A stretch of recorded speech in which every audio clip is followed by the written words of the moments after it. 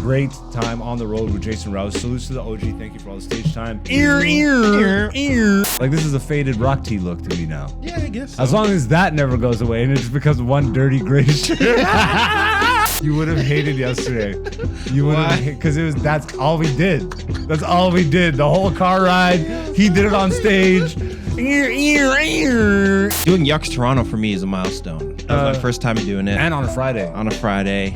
Nice Packed? crowd. Yeah, I think I like at least 100 people. I gotta see you kill, especially after I just watched you bomb. I didn't bomb. Oh, it was a hard crowd. God. You know, I didn't know the crowd was gonna be like that. He's talking to LaRussell. He's like, oh, there's kids in the audience. And LaRussell's like, man, f them kids. I'm doing what I'm doing, bro. Yeah. And that gave him the confidence. He's like, all right, I'm boosted up. Producing my first event, I have a new appreciation for this aspect of comedy.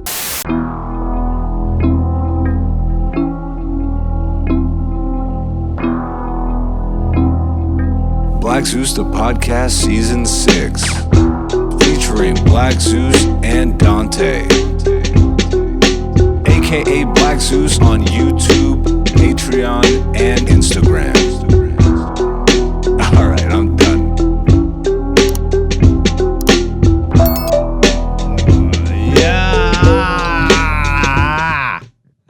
Welcome back to another episode of Black Zeus the Podcast. I am Black Zeus. You are the beautiful people. This is Black Zeus the Podcast Season 6, Episode 28. Welcome back, ladies and gentlemen. Back in proper form this week, but just like proper form, in a rush. I've just been high for a month, it feels like, on the road with Jason Rouse. And this is my energy. This is what I got for you. If you don't like it, kindly escort yourself out of your own dwelling and find a nice, comfortable place. Decide the way in which you want to yourself and then do it. It's hot. I'm high. We're here. Let's do it, baby. I'm going to get right on the road with things this week, ladies and gentlemen. You know I don't do this podcast alone. Actually, I will say this. If you are in the Toronto area next week, I will be at the Corner Comedy Club August 8th and 10th. And then I will be, what the hell is that festival? I'm doing some sort of festival on the 9th. I'm in Toronto all weekend. Check my Instagram. I will be promoting all that stuff there. I act like I'm in some festival. You think I would promote better, but... On the road with Jason Rouse. You know I don't do the show alone, ladies and gentlemen. Also, one other thing. If you haven't already, go check out the latest episode of Black Zeus the Show. Wrapping up our little stint of doing the show for a minute until we retool and figure out exactly what we want to do. So we did it big. We did our Texas episode. It's finally out. Part 1 of Black Zeus the Show, episode 10. A Texas road trip, look back, retrospective, however you want to. We went there, we filmed the stuff, and now you're seeing the stuff. A lot of awesome interviews with some awesome comedians out there and randoms that we just met on the street. The whole time was an absolute blast. Very happy that episode is finally out, and we will see how we retool the show. And maybe even the podcast. Is your boy Zeus just, trying to spend his effort a little wiser? Yeah, nigga. 2 F-bombs within 3 minutes. Zeus must really not care this week. It's a good thing he has his trusty sidekick, his compadre, his companion, his brother in comedy arms, the #1 dork that he knows. But that's only because he refuses to let other people know he's a dork himself. I'm not a nerd. And I don't care what you've heard. You just type in Black Nerd on the channel. It's just me and you talking about the nerdiest shit. Ladies and gentlemen, Dante's in the studio. Boop, boop, boop, boop, boop.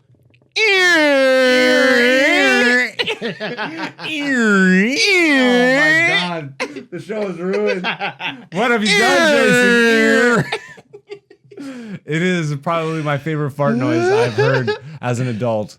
Of course, coming from the insane mind of Jason Rouse. But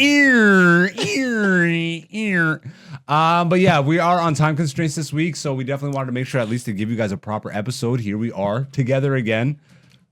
What up, my Nick? No, you know what it is now? It's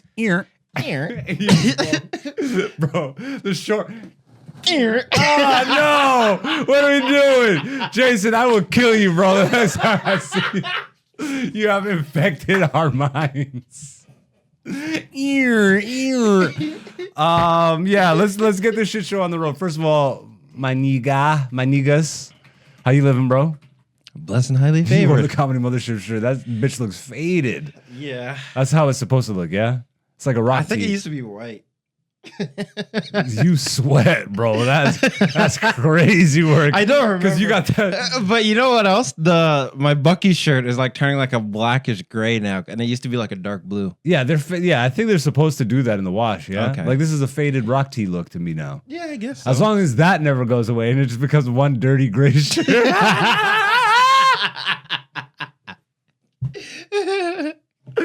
Oh man. Do you refrain from wearing white? Because of sweat and all that stuff? I refrain from wearing white because I know I'll spill something on it. Oh, that's funny. I have so many white shirts that I'm like, damn, I've had this for so long because I only wear it so often. Yeah, you know? like I have my white like Uniqlo tee that I wear like sparingly. Sparingly? Is Uniqlo expensive? No, but it's white. So you just got to take extra care. Yeah. That's funny. I just made a Uniqlo joke yesterday. But anyways, how you living? did? What's new?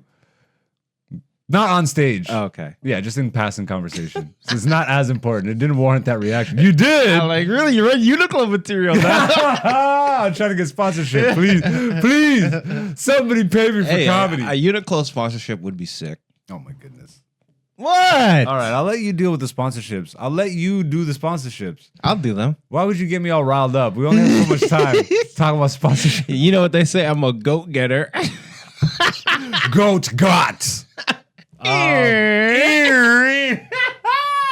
this episode is trash. Oh man, the Rouse effect. Can you type that down for me, please? I have to find some creepy photo of Rouse, which won't be difficult. The Rouse effect sounds like a good title off the hop. What you been up to since I seen you last? When was the last time I saw you? I feel like we've been. See, also a good reason. I guess we have been together a lot. Yeah, you've been on the road also with Rouse and Ting. Rouse and Ting, you've been doing other stuff. Yeah. I've mainly been on the road with Rouse for like all of July. Like 2 weeks straight. Like 4 weeks straight. All of July. Yeah. I won't be with him next weekend. I will be. You're coming to Hamilton? Yeah. Okay, promote it. I will be at Levity Comedy Club August 8th and 9th, 8:30 p.m. show. Come check me, Jason Rouse, and Jared Nathan out at Levity Comedy Club. Jared and Jason's recording an album. Yeah. Yeah, he'll be recording an album that night. Yeah, we're all getting tapes. You're getting a tape too? Yeah. Woo! I mean, it'll be a good 5 minutes. I'm just around. I'm just busting your balls. I'm going to submit this to all the festivals. I guess then, we might as well just jump into it, man. Comedy recap, ladies and gentlemen. The main reason we...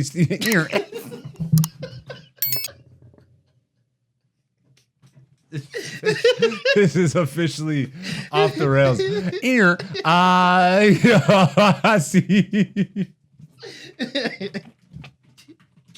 You would have hated yesterday. You would have, because that's all we did. That's all we did. The whole car ride. He did it on stage. Bro, it's the dumbest. Being a dude is so simple, bro. Just being a guy. I mean, if you're not, I feel for you. I really do. And I get why you would try to be if you you know what I mean? It kind of makes sense. How come they just get to go and live carefree? Look, there's a finesse to it, all right? Not everyone can just go and kill. Comedy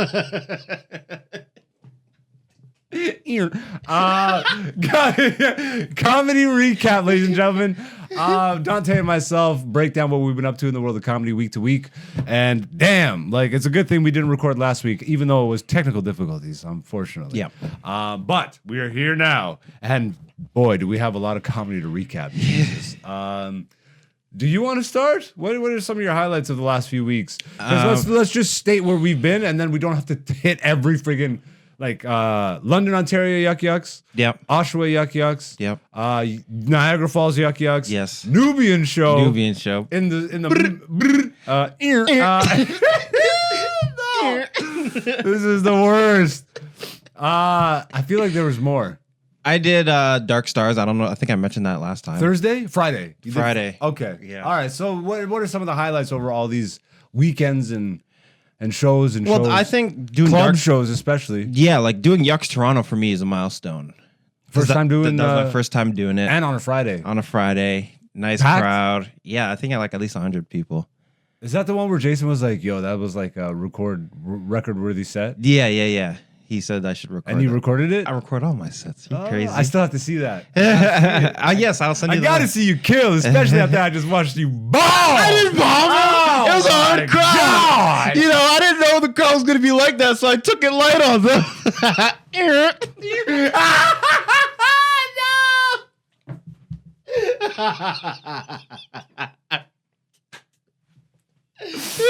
Jason, I'm going to kill you, bro. This is the worst sound effect, but best. Oh my god! But yeah, I'll let you cover your recap. No, but so it was such that particular Yucks Toronto. Yeah, I like and Dark Stars specifically. Nate, what style of show is that? Like dark R-rated, humor. like just okay. Dark humor. Brian O'Gorman. Yeah. Okay. But like, you know, I think one thing that I've really been focusing on is like not really being nervous about going after someone that does really well and actually being excited for that. You know what I mean? I know what you mean. Yeah, absolutely. Yeah. Like you no longer feel burdened by having to go after somebody really good because you have some confidence in your own skill now. Yeah. Yeah. And so like, Which is a great place to be, man. That's where you really start to shine. yeah. So it was fun. And like, so on that show, I go up after Darren Frost and like, Oh snap! yeah. Oh, Darren's a beast, bro. He's a beast. Oh man! Goes up, doesn't even say a word, and people are laughing. And then by the end of it, he's like all red, like cherry tomato red. It's crazy. And then I go up, and then I'm like, "Hello, Hello. but it was like really fun. I got like consistent laughs throughout. You on it? Let's break this down for a second, because I just really took in you on Dark Stars is really funny. Why? Because I don't see you as a dark, like, You know what? This is what's so funny. yeah. Because I don't see myself as a dark humor Not to comic say yet, you don't have that but in you. No, but I do. Yeah. But like other people, they're like, "You're dark, bro." Because I'm like talking about like in conversation though. no, like because like for instance at the workshop, Okay. right? Like because you try new material, so I try this one, blah blah blah. I don't believe in slavery. There's Marcus Garvey poster behind me, all that stuff. You know, All the stuff of you that I know, I couldn't name one thing that is dark that I would say is dark. Like, what about the page 36 joke? I don't even know that one. Do I know that one? You've heard me say it, but anyways, Okay. I'm thinking of your main 5 to 7. Sorry to cut you off. Yeah, again, yeah. But like, I'm thinking your main. that is like, part of my main 5 to 7. And like, it is. yeah, where I'm like I'm trying to become famous. I have to Google my name. Oh, okay. I don't see that as dark though. I don't either. I Yeah, see that's it as not- funny, but other people are like, "That's dark." Just because of the figure you're bringing up. But I wouldn't say that classifies that joke as being. I'm trying not to spoil the joke. Yeah. But like, just because the person you're bringing up, I think is why they would say that. But the joke is not a dark joke. Like, bro, like, just think of Darren's set or like Rouse. You know what I mean? Yeah, Like that to me, Rouse at Oshawa was hilarious. when the crowd is going like. Nothing that either of us, I think, do makes the crowd go, Yeah. ah. Well, that's so when I do that joke, people are always like, "Ooh!" Like I know that's where I get my oohs. Yeah? Yeah. I got to pay attention. Do that joke again next time we're together. Yeah. Okay. I got to see it. I got to see it in action. I do kind of remember getting oohs and ahs, but I almost feel like it's because the person you're bringing up. Not 'cause the joke is no, like but what I've started so doing, no, but offensive or what I've over been the doing top. now, I take Yeah. that guy out because no one knows. really? No one knows who he is. No, you take the lame guy out, but the one I'm talking about is the main guy from the joke. All right, say the main guy from the joke. Hitler. That's a different joke. No,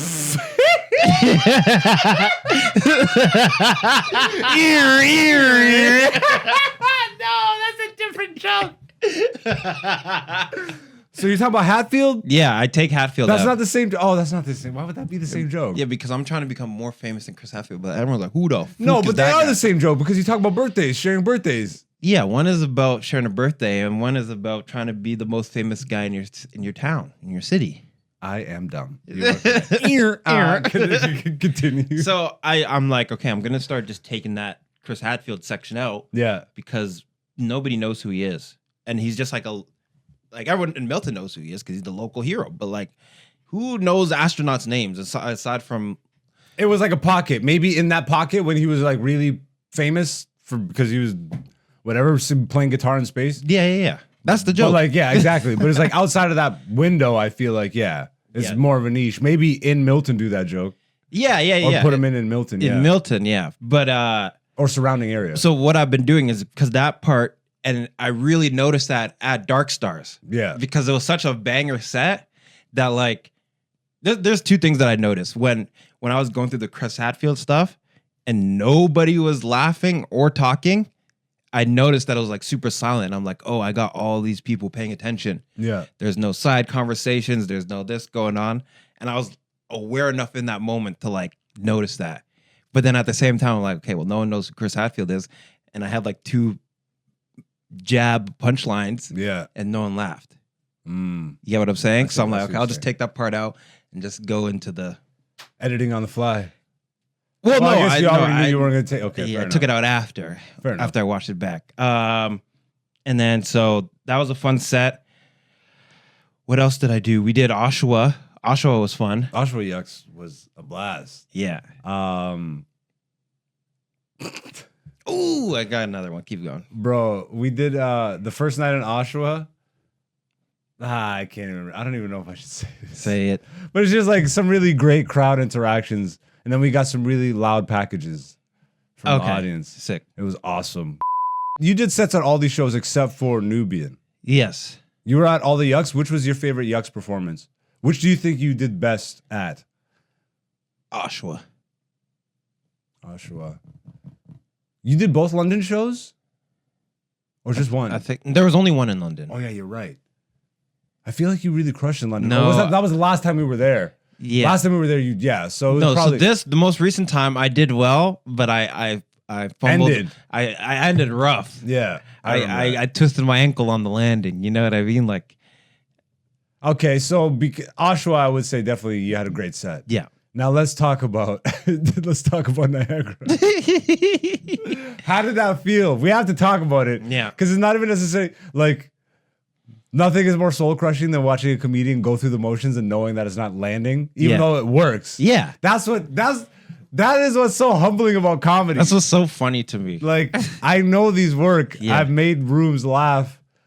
Not you though. Not you. I got chuckles. Don't act like nobody was like, Hey, I got stop chuckles. looking for a silver thread. Hey, I'm trying to be optimistic. I think you need to be honest in this situation. I am being honest. People were laughing. They just weren't howling. Nigga, you bomb.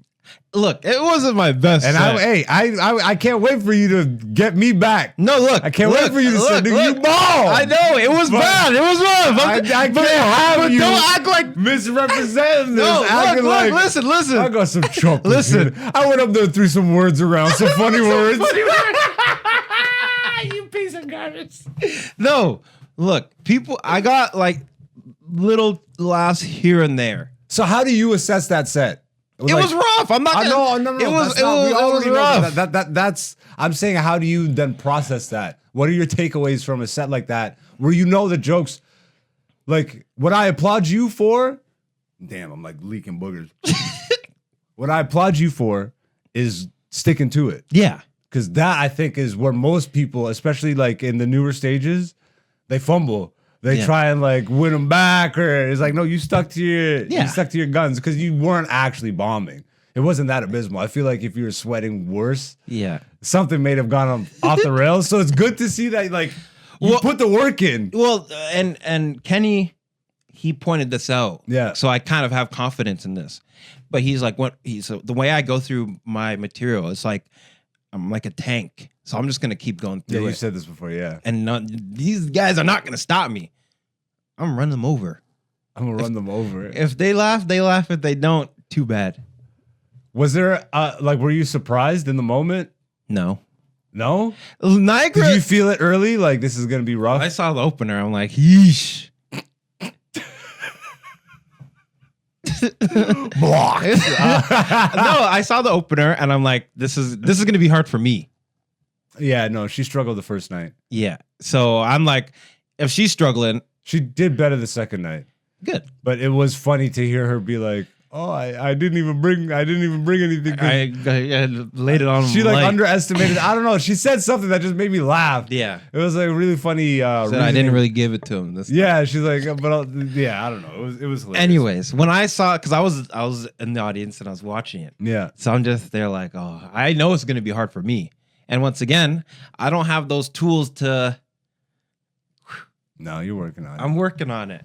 Because right now, I only get 5-minute sets, and I don't think it's worth now not wasting, but like risking time to like try and do crowd work in a 5-minute set when I could just be working on my material. I got such a love-hate relationship with that Niagara Club because it's like I really do. I love the people there. Yeah. But just the layout is so weird. It's a conference. It's a conference like room, bro. I don't know. It's like a room in the basement of a hotel. Yeah. At least the London Hotel Yuck Yucks, that room is like a club setup. Yeah. It looks like a comedy club. Yeah. This one is just so open and just. Were you there when there was a band playing before the show? That was on Friday. Yeah, that was Friday. I don't think they did that against Saturday. They're like, so what are you doing here? So we're here to see the band before. Some cover band performance. I don't like. It just seems like you rent it for your office party type deal. Yeah. Even the chairs and the tables set up like it's it's like huge round circles. And I've seen it full, and it still kind of has that feel because it's so spread out. Yeah, ceilings are so tall. So it's not dark. And I've been to this room before, so I kind of knew that it was going to be like that going into it. It's like even I was sweating before I went up. I had a decent set, but again, this is me judging me. Yeah, I know I had a good set. I rate that set that I did. I rate that a 2 out of 10, maybe even a 1. That's fair. I would say my set was actually pretty good, but like to me, I just didn't give it my all because the room. I can actually say that because I got laughs. I got laughs. Yeah, no. I'm not talking about you. I'm talking about the host. Oh, she's coming up with these excuses like I didn't bring it to him because. No. I could say I didn't bring it to him because I didn't. But maybe she didn't either. I don't know. I've never seen her before. That was rough. But we were all joking about it. Like, these are all things we said to each other. Yeah. I would say my favorite of the 3 Yucks shows was definitely Oshawa. Both nights ended up being pretty good. But only because I was doing a middle spot at Niagara. Like, I got to actually flex some. And I did the Country 50 Cent thing. Yeah. And it worked both nights. In Niagara? In Niagara, yeah. You were there the first night. Yeah. Did I not do it the first night? No, I did. No, because what happened was you took your hat off at that, you're like, yeah, and then no one was doing anything, and then you got pissed at the audience. Oh, that's right. That's right. I'm like, yo, this kills. This kills. Yo, shit. You know what? I take it back, host. I bombed. That's so. Yo, you got so mad at the audience. I'm like, yo, that was a lot. I just gave you guys a lot. Yeah. That's so funny because it was a great set too. That's so funny. I don't remember this, but I do. You blacked out. I don't remember I remember yelling at them. I love yelling at audiences, bro, but it's not something I look forward to doing. Like I just love doing it. Yeah. See, that's also the confidence thing. See, this is what made me nervous. Like watching you two go up before. Yeah. Because I'm like, they're not giving it up. They're not doing anything. It's like a dead crowd. Yeah. It really was. It was. Like, but again, there was laughs to be got. But I feel like that, like the way the Country 50 Cent bit I did the next night, everybody was applauding and going along with it. Yeah. And I was even talking to Moses, who was there the second night. I'm like, I still am figuring out the proper wording on this joke. Mm-hmm. Like it lands every time, And if it doesn't, I will yell at you because it lands every time. What's wrong with you? That's how I felt. I'm like, garbage bags. And then That pissed me off. That pissed me off. The reaction you got from garbage bags was stupid. Because I'm like, yo, this is a banger. This is a banger. Come on. But to be fair, I think there's something to. Look, the second half of the joke, I need to work on. No, the not first even that. half. It's like a flow. Because like even if you save because you're saving a banger for the end, but if you don't leave the impression that they're looking for, whatever they're looking for, you know what I mean? Okay. It's like that's why you need to have something captivating off top. Yeah. Whether it's an opening line or my opening line has been working. I mean, did it work that night? Yeah. Did it? I think that was the best part of my set. Asking. Yeah. I pulled a Rouse. I like to start high. Just start talking to the audience.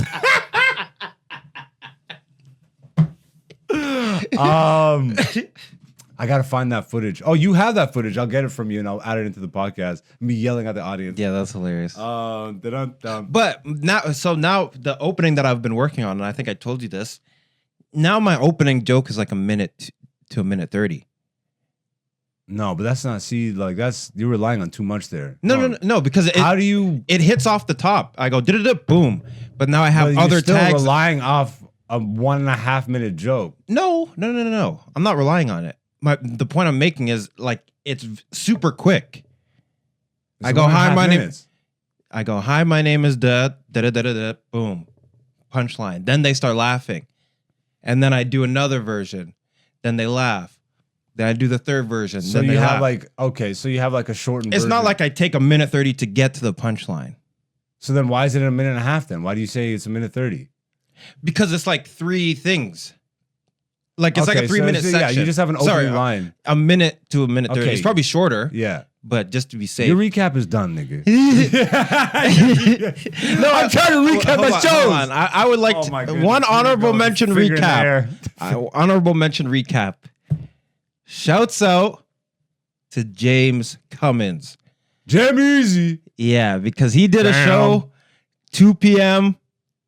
in the middle Did you just cut my recap to recap someone who's not even on the podcast? You were going to cut me off for good. I was. So let me, honorable mention. Can I give him his flowers? Absolutely. Okay. You could have waited. Get a nigga. I'm in the middle of a recap. That's the most annoying shit that's happened on the podcast to me. Go ahead.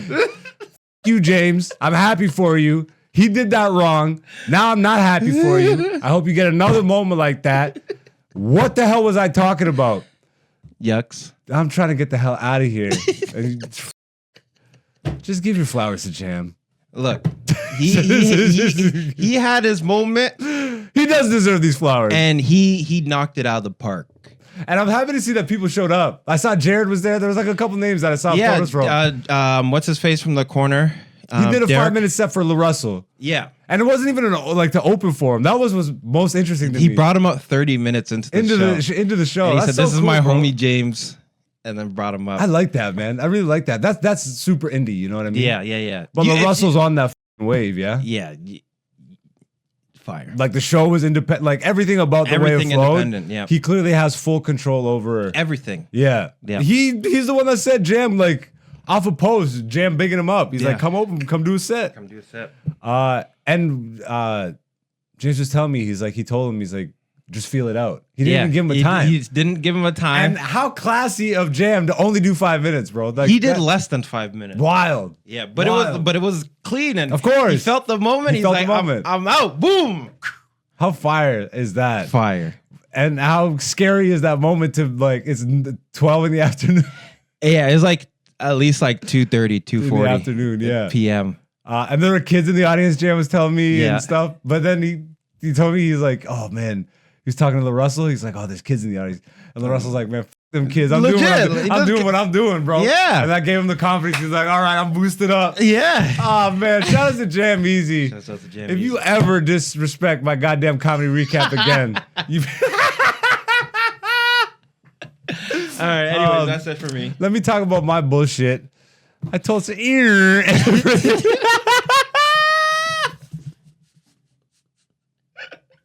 Yo, this weed is wearing off slowly, and it's so annoying. I don't know. I had a good time. I guess I'll just freaking end my recap with some Nubian talk. Ooh. Oh my God. Ooh. The only sad part about Nubian was that there was like 80 events happening in the city that night. So it didn't get the respect of the full crowd. But it was like, what would you say? Like 2/3, just under 2/3 full? Yeah, maybe just at 2/3. Yeah, somewhere around there. Yeah. Which, again, the crowd was awesome. There were some ladies in the front row that were celebrating their friend's birthday. And I mean, God bless them. They were having a great time, but boy, they were drunk and they're American. And they were at a black show, so it kind of worked. But every comedian had something to say about them. Good. You know what I mean? It was a lot. I mean, even I started lacing them. You know what I mean? I'm like, you in your horror outfit and all this stuff. Like, I was starting to go in, but they were there for that. Like, So when I get that energy, I'm happy that my friggin' Country 50 Cent bit, like, it did what it was supposed to do there. But I also think I'm misgauging it because those girls. That's why I need to watch it. If they started to clap, because I think they were a loud portion of that. They were singing along. They were. Yeah. So I don't know if it was just them that I was hearing or if the rest of the crowd was into the friggin' That one old lady in the corner. Oh man, she went buck wild. I had a blast, bro. I freaking love Nubian, and I'm just happy. Like, the lineup was ridiculous. Yeah. Who was the big dude from the UK? Ori Styla. Ori Styla. Yeah. That guy was a monster, bro. Monster. Like, his crowd work is ridiculous. A lot of energy, though. Like, I'm always like, yeah, like, and again, this nigga's a beast. But I'm always like, I want to see, can he do a set? Like, or is your whole thing just reliant on being loud with the audience? Okay. You know what I mean? Like, there's always like, but he has jokes. Yeah. So there's definitely like, he's funny. I've seen him before. Like performing? Yeah, I saw him do the Jamaica versus Africa, the one that JP puts on. That's also kind of a similar style. So I feel like this is his niche. What? You know what I mean? Like, this is his, like, he's like a crowd work type guy with black No, but audiences, that's such a big show. It's like a big auditorium, so he's not really doing crowd work like that. Did you watched it there? Yeah. Yeah, I was in the audience. Okay. Hell yeah. Well, I feel like he has material. Yeah. But I also feel like because of the situation of Yucks, I didn't get to see that. Yeah. Because those girls were so like, you gotta be bombastic. No, he was treating them like whack-a-mole. Bro, he came with crazy boom, energy. Boom, boom. Every time they stick their head Like, out, boom. Everybody was already like, I feel like I had a nice rocking set. I feel like everybody was having nice, like, loud reactions. Yeah. And then he showed up and he just said, okay, F it. I'm just spraying the AK in the crowd. Yeah. Rah! And then to be with Sterling and see him be like, I accept the challenge. I accept. Yeah. Amazing to watch Sterling work. We have an interview with him that will pop in to the channel at some point. Yeah, that lineup was just crazy. Jason on Nubian. And you know, I even feel like Jason was a little more tame than I expected him to be. I was waiting for him to do Mr. Jingles, and he cut it short. Oh man, I feel like, because he mentioned it, he's a very white audience. Like, dude, Nubian has changed. The complexion of the audience in Nubian has changed. It used to be literally like all like, and hearing Jason talk about the stories our entire friggin' month together. Yeah. He was so excited. He's like, bro, this room used to scare the shit. Like, you know what I mean? Like, I was the first like white guy to do it, and I was the only white guy in the room type deal. Yeah. And obviously, like, you know, gentrification happens, and time, and eventually time gentrifies all. But I would love to see Nubian find that Nubianness. Well, it was getting there. Like, even Kenny was saying, like, he's like, it almost felt like old Nubian. Ruckus wise. Yeah, but I mean, like, not black wise, ruckus wise. and I don't even mean like get out whitey type shit. Like, bro, come, but it is like from what I just hear, I never really got to experience Nubian. Nubian. Yeah. Like, you know what I mean? It's always been a mod. I feel like I've gotten pieces of it. Like, I saw Tricks on his way out before he went to the States. Yep. So that was always crazy. And he was there like every month. Like, that was legit crazy to watch. I feel like I caught the tail end of a lot of stuff. Ronnie Edwards was there. Yeah, oh my got God. an interview with him. To OG Ronnie, an absolute legend of the Canadian comedy game. It was fun to see him at Nubian. Always a pleasure. We got an interview with him coming up. But yeah, just overall great time on the road with Jason Rouse. Salutes to the OG. Thank you for all the stage time. Thank Ear, you. ear, ear. What were you gonna say? Thank you. Thank you. Ear. Absolute blast. I can't wait to see the OG again. Hopefully back in Texas. You know what I mean? When does he leave? He's here for like another Like 2 weeks? no half month or something. Like no, not half. Sorry, he's here for like a month, another month. Okay. I don't know why. 2 weeks. Yeah. No, half. I went to say what I wanted to say, and I took what you said. I do things. Anyways, let's wrap up this episode with a segment that we love here, and sometimes you love it, and sometimes you hate it, ladies and gentlemen. In these Comedy Skreets, Dante and myself head into the comedy spaces on the internet, mostly Reddit, comedy boards and pages, see what the people are talking about in the world of comedy, and give our 2 cents. This week is no different. Ladies and gentlemen, posted on r/standup by Ghost Writer Dolphin. Producing my first event, I have a new let me take that. Take two. Let me drink some water here. Dante, say some words.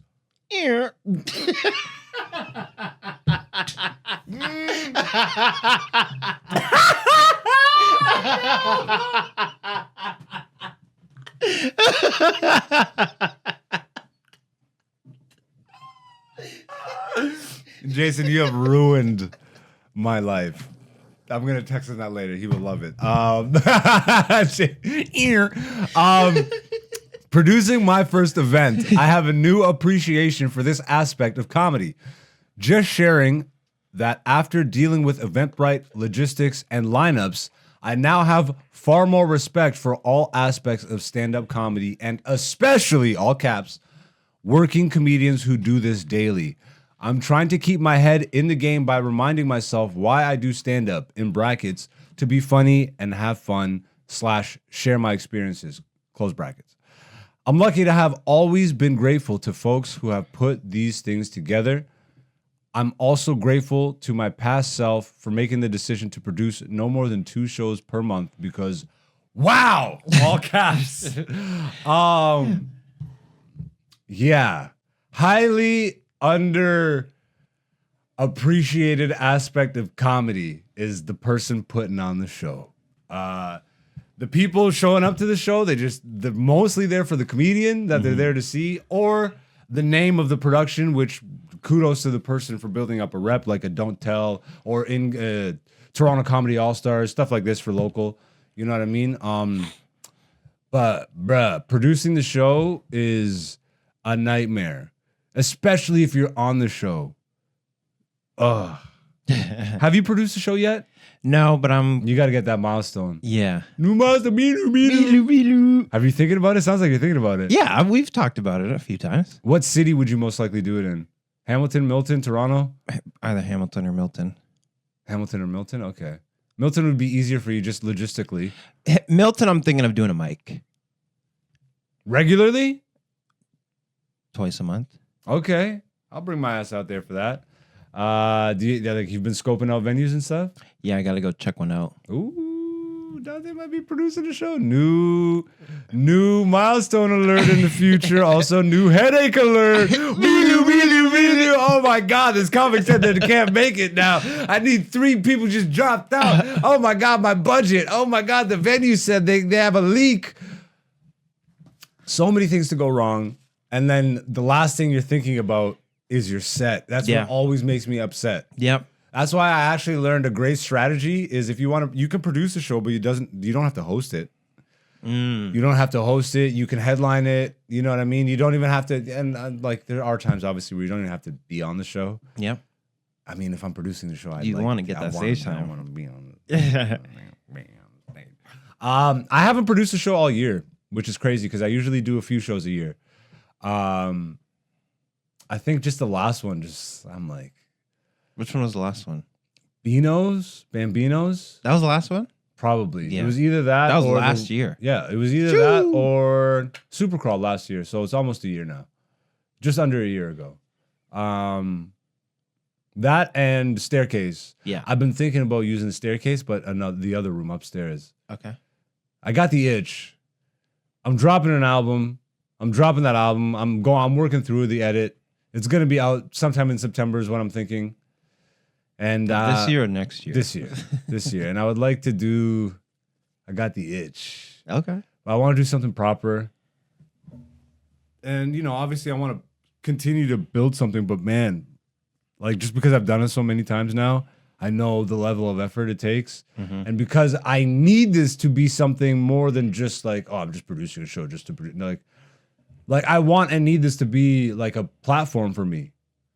Yeah. So that's where I've been really like, every week I sit down and I actually think, I'm like, okay, how do I approach this idea again? There's been the live podcast stuff and all these things, but it's like, I'm really thinking Hump Day will be the thing. I might bring back some variation of Hump Day. I don't think I need weed smoking, which we had before, but that'll be a hard get. Yeah. That limits a lot of the spaces that you can use. Pretty much. Especially if I want to do something here. Like, I don't know, I might do Toronto. I don't know, man. I'm just, I'm already getting a headache. Yeah. It just, wow. It takes a lot. It takes a lot out of you. And I always feel for the comics producing, like, I think the last memory I have of this, Justin Subryan, he does All Out Comedy in Toronto. Okay.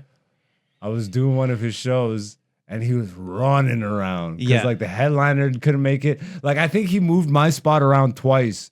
At first I was gonna open, then he moved me to the middle, and then he's like, "The headliner can't make it. Can you close?" And just like I'm like, I don't miss any of this. But at the same time, it's a necessary evil because like he's got a platform. He's got like even outside, and he's not like popping on socials or any of that. Mm-hmm. But he has a show, he's established a brand, and people know that is a brand that has good comics. Yeah. And they come and usually he sells out. Like 9 times out of 10, he sells out. There would be the odd case where it's not. So I need to get back to that. I need to. I want to. It's like they're converging. But it's like I can't. Of all the things I've learned, I think one thing I learned is you got to find the scale that works for whatever effort you're going to put in. Okay. And the amount of effort that I always put in bare minimum usually exceeds the venues that I could get, like the seating capacity. Like an example, if you pick a venue that only has so many seats, your marketing budget is going to remain what it needs to be regardless to even get people. Like you have to overspend to just sell the amount of tickets that you have. Mm-hmm. And I have found over time is like, especially at my position, it's like I can get a 1 to 150 room and do that comfortably with some lead up and marketing and all that stuff. Yeah. But it would take me the same amount of effort and marketing budget to fill up a room, which I have easier access to around here, like a 48, 50 seat. But it's like the return on that is not worth the effort when it's the same level of cost and to be seen and to let people know that something's happening. The marketing cost is the same, but the return isn't. It's like I don't know, man. I'm very honest with myself. I haven't scaled up over the years and stuff. There's like so many different factors. I would take time to put the effort on producing. I'd be like, okay, this year I'm going to produce more than I freaking, and then eventually I'm just like, bro, the stage is everything for me. And then I really do feel like I'm elite on the stage. So now it's about bringing the other things into. I feel a lot better about the live production than I do about social media crap. Okay. So that's why I really want to take the effort to do this right, because I'm going to do it and then make sure it's a running thing. Yeah. So I might even do a theater. That's what's been floating around in my mind a lot. Like maybe pick a 300-seat venue. I did it for my first album. Yeah. It was a lot of effort, and I would have made money if I didn't produce an album that night. So I had to pay out I had to pay out all production costs and all that stuff. So that effort to me is worth it. Yeah. And especially at my level, I can headline that. I can host that. Like I can mix and match. I have the access to comics that make it worth it in my mind. And that not even in my mind. I know would be gangbusters. I have the themes and all that stuff because I'm very I work like this.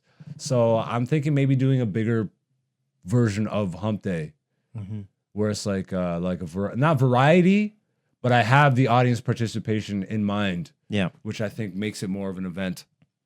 Anyways, let's read some of these. Do you have any thoughts on this? I mean, you haven't produced, so no, but I'm thankful for the people that do produce. Yeah, hell yeah. Without them, I wouldn't have stages. Any things you've noticed? So even though you haven't produced, Like any takeaways? I'm sure like I always paid attention to producers when I was new in the game, knowing I'd eventually put on my own show.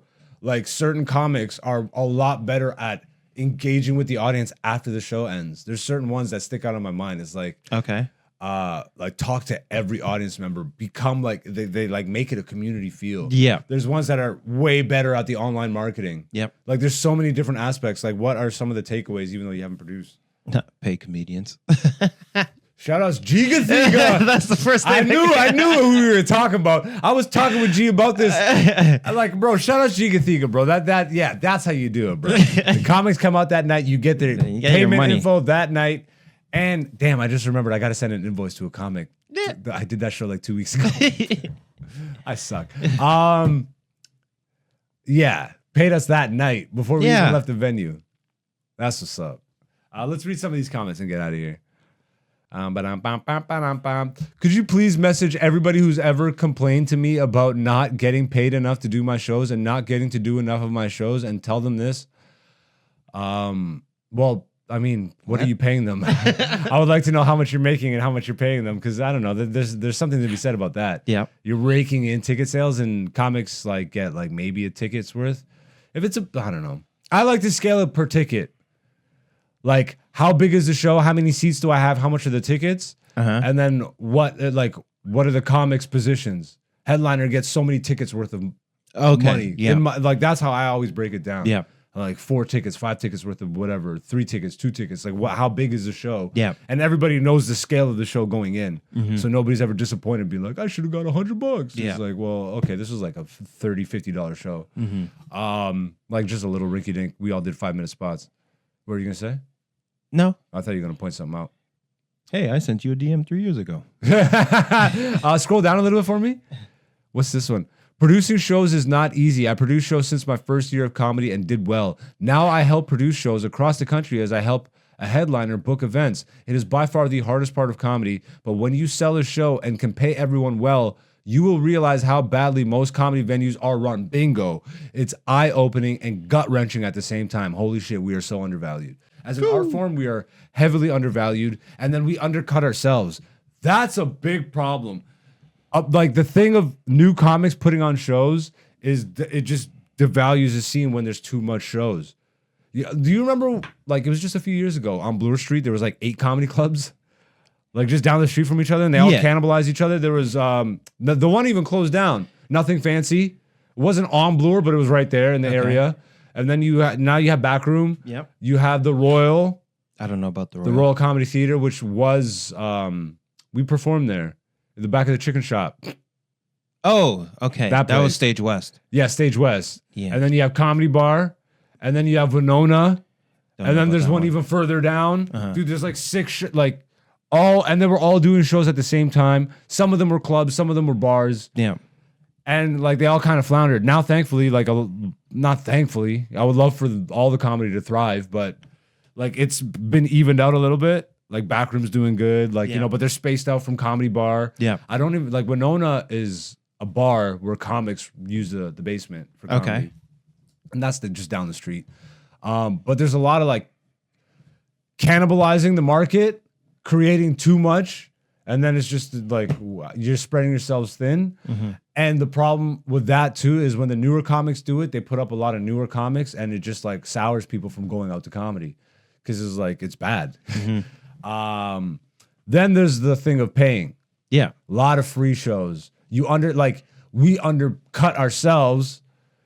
This is a big like topic when I was new too. Like I remember because there used to be the most toxic Toronto comedy board on Facebook.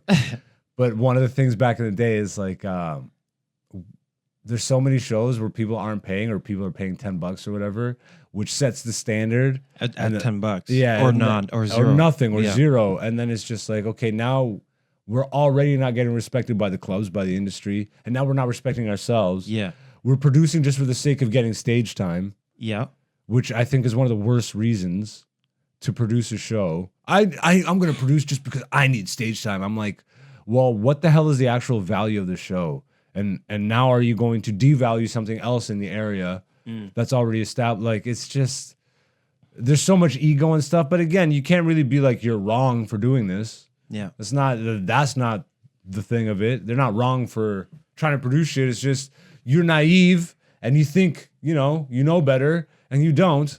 And then eventually you're in it long enough. And maybe some of them, they do turn out, but I don't know. That's probably going to do it for me. You got anything? You want to read one or?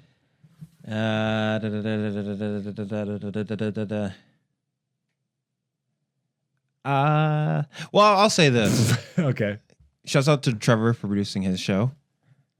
My guy Trevor. But I've been to a bunch of shows that a boss puts on his own. Yeah, You know Boss what I and mean? Friends and all that stuff. A boss and friends, but even like His his own tour producer, stuff. yeah. You know what I mean? And he's like going around, running around. He gets the equipment, sets it up.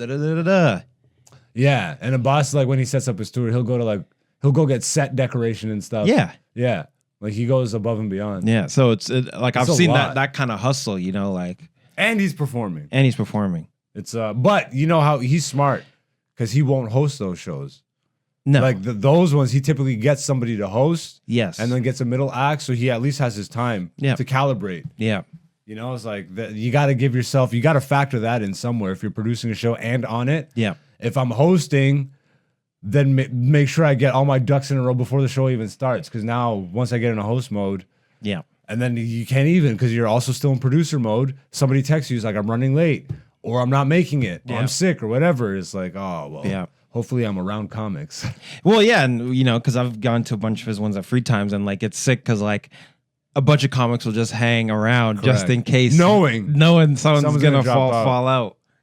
So then there's like 3-4 other comics just there, like, all right, There's some comic, there's people where I really try and not drop out for, and a boss is one of them, but I had to one time because I was sick, but I wasn't even stressing because I knew there's like 8 comics. He's Yeah. like, bro, don't even, there's Yeah. people here. there's people I'm here, like, oh, that's the and maybe that's something that it would be sick to factor in. Like, obviously, depending on location, it might not be easy to just have comics around on standby, yeah. but there are people there that are like ready to go up and can handle I their think own. you should also have that in the back of your mind. It's like fight promotion, right? Have backup fighters, have backup comics. In the back of your mind, someone close by. You gotta make way. Someone on speed dial. But yeah, I think we're gonna wrap it up here. You got any final words for the people? Where can the people find you online? You can find me online at Dante, CHEZDANTE. Follow your boy. That'll only be funny to me. That's so funny. I am AKA Black Zeus on the socials, but here's a place to be. Also Instagram if you want to follow me on something, I don't know, more regularly. But once again, thank you guys for being here. We will be back next week. This has been Black Zeus, the podcast, season 6, episode 28. Peace. Hey, it's Hen Dog. Black Zeus, the podcast, season 6, featuring Black Zeus and Dante, aka Black Zeus on YouTube, Patreon, and Instagram.